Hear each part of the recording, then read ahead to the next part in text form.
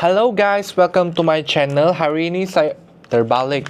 Okey, ini adalah Numo punya kabel saya pernah buat video. So Numo punya kabel 1.8 meter.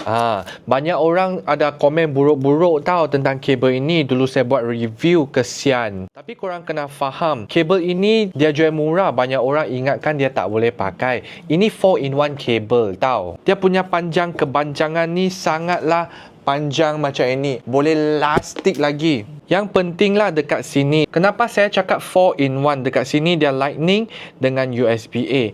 Kalau korang nak Type-C, korang buka sini Type-C dengan lightning. Kalau korang buka sini, dia Type-C dengan Type-C. Kalau korang tutup balik sini, dia USB ke Type-C. So satu kabel ini boleh selesaikan masalah korang. Okey, dekat sini dia adalah besi.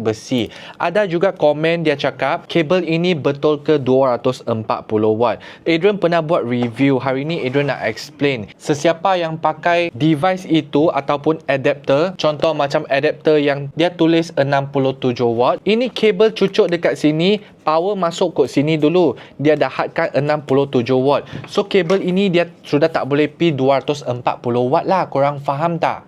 Dia kena ada logik mah. Macam lorang makan rendang ayam tapi lorang letak daging di dalam, dia sudah lari mah, tak sama mah. Dia bukan ayam rendang, itu daging rendang. Ini macam lah. Macam lorang makan laksa tak ada bawang, mana boleh lah. So dia punya logik macam ini. So ini ada komen orang tanya adakah boleh jadi data kabel juga.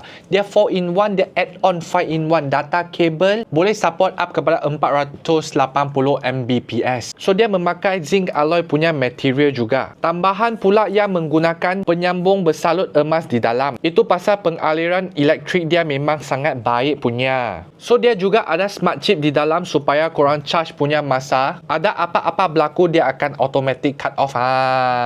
Harganya tak sampai RM30. Kadang-kadang dia 18, kadang-kadang dia naik sikit, kadang-kadang dia turun. Kenapa dia murah? Disebabkan kadang-kadang TikTok, tetapi video Adrian post dekat Shopee juga. Ada buat offer mah, platform-platform semua buat offer mah. Kalau tak buat offer memang mahal. Sekarang dia punya harga 12 lebih saja. Korang nampak dia punya harga, korang pun takut, korang ingat dia mesti tak boleh pakai. Saya charge lah, saya charge. Saya charge.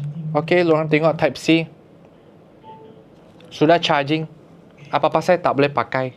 Lorang mau charge laptop semua boleh. Selain ini macam punya, lorang kalau mau ambil yang spring punya pun ada. Ini macam punya. Okey, so saya letakkan beg kuning bagi lorang ataupun beg orange. Lorang pergi check tengok lah. Okey, terima kasih.